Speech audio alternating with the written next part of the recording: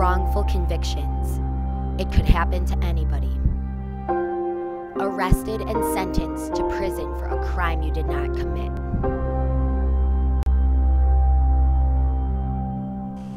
Since the first DNA exoneration in 1989, there have been 245 counts of post-conviction DNA exonerations in the United States.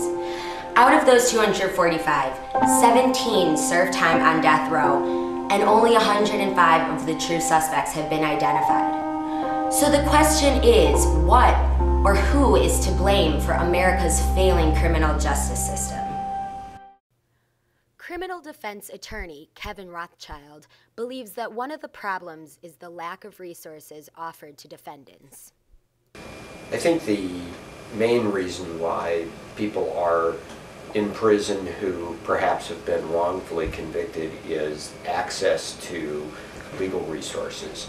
We do provide for a public appellate defender's office for defendants who cannot afford to hire a private attorney, but again, the resources there to fully investigate and bring in forensic experts are limited.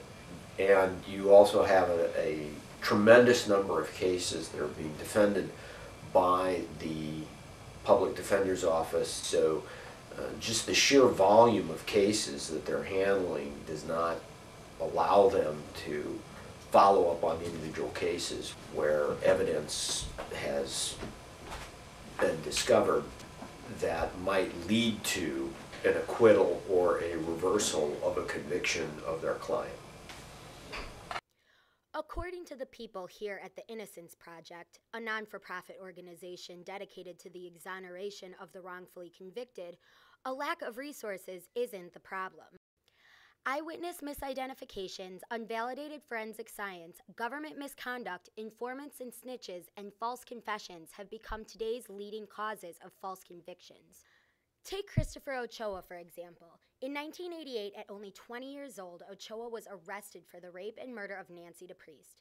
After enduring 2 days of intense questioning, Ochoa finally broke down and signed a false confession. He was sentenced to life in prison. I think the police, while they were interrogating me, they knew what they were doing. You know, they sized me up pretty quick. They knew who they had, and they knew just what buttons to push. There was threats of the death penalty. At some point, he brought in pictures of a cell on death row, or so he said. It was a cell on death row. So if you don't cooperate with us, this is where you're going to live the rest of your life until you die. You won't ever get to hold anybody again. You won't get to hug your parents or whatnot. And at one point, at the final stage, on the final stage when I just broke down, I was tired, I was hungry, I was like, just wanted to go home. One of the officers yelled at me and said, "You know what, I'm getting tired of BS. I'm going to lock you up and throw you in a jail cell.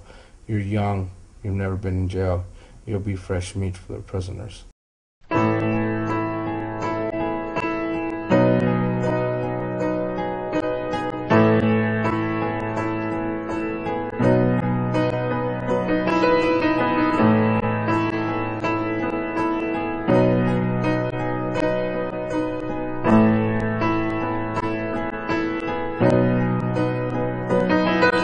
So much has to change with time.